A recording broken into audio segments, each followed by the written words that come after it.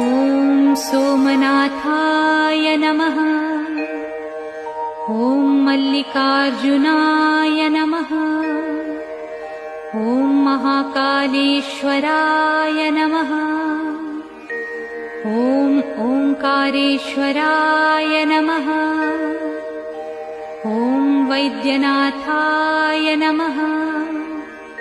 ॐ भीमशंकराय नमः। ॐ रामेश्वराय नमः। ॐ नागेश्वराय नमः। ॐ विश्वेश्वराय नमः। ॐ त्र्यंबकेश्वराय नमः।